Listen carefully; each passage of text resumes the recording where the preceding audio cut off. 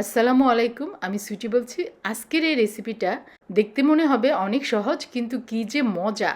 আমি তো এই পুরো প্লেট খেয়ে আরও খেতে ইচ্ছে হয়েছে আমার। আমি বুঝিই নেই যে এত মজা হবে। তো মজা হয়েছে, সেই জন্য আপনাদের সাথে শেয়ার করলাম। আপনারা একবার বানিয়ে দেখতে পারেন, কত মজা! একবার যদি খান তাহলে মনে হবে প্রত্যেক দিন বাজারে গেলে এই মরিচ কিনে নিয়ে আসবেন। তাহলে শুরু করি আমার আজকের রেসিপি।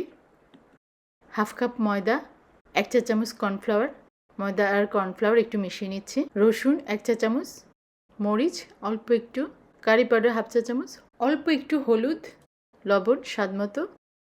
রুম টেম্পারেচার পানি দিয়ে একটু একটু করে মিশিয়ে নিব। এই তো, আর একটু পানি লাগবে। এভাবে করে বাটারটা তৈরি করে নিব।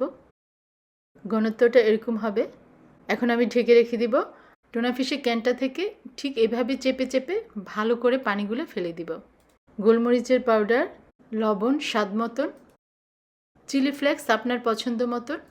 টুনা ফিশ চামচ দিয়ে ভালোভাবে মিশানো যাচ্ছিল না, তাই হাত দিয়ে ভালোভাবে মিশিয়ে নিলাম। টুনা ফিশের মিশ্রণের সাথে মোজারেলা চিজ দিয়ে মিশিয়ে নিব।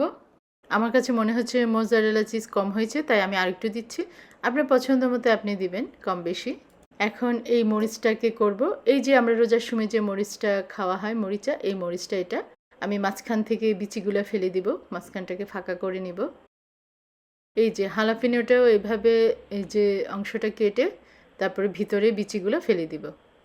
আমি এরকম মাঝখান দিয়ে কেটে নিয়েছি। আমি চাই যে ভিতরে বেশি পুর থাকুক, অল্প পুর হলে উপর দিয়ে দিলে অল্প পুর থাকবে, তাই এভাবে মাঝখান দিক দিয়ে সবগুলো কেটে নিয়েছি। এখন টুনা ফিশের পুরগুলো এটার ভিতরে দিয়ে দিব। একদম সহজ সহজ রেসিপি, কিন্তু খেতে অনেক মজা, অনেক মজা হয়েছিল। আমি ভাবতেও পারিনি এত মজা এটা। হালাপিনটা ছোট, সেই জন্য মাঝখান দিয়ে দিচ্ছি যেন বেশি করে দেওয়া যায় পুরটা। এই তো সবগুলো তৈরি হয়ে গেল, এখন ভেজে নিব।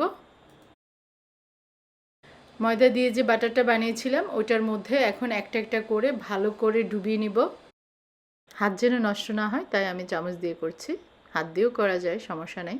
আমি প্রথমেই দেখছি তেলটা গরম হয়েছে কিনা। তেলটা গরম হয়ে গেছে, চুলাটা আছে মিডিয়াম হিটে। এখন আরেকটা দিব। এভাবে একে একে সবগুলো দেওয়া হয়ে গেল। বেশি নাড়াচাড়া করব না, এক সাইড হয়ে গেলে উল্টিয়ে নিব।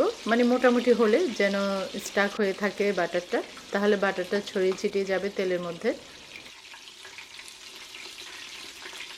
এই তো ভাজা হয়ে গেল, এখন সব উঠিয়ে নিব।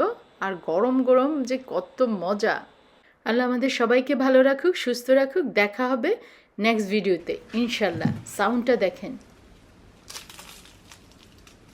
আপনারা বানিয়ে আমাকে কমেন্টস করে জানাতে পারেন আপনাদেরটা কেমন হয়েছে।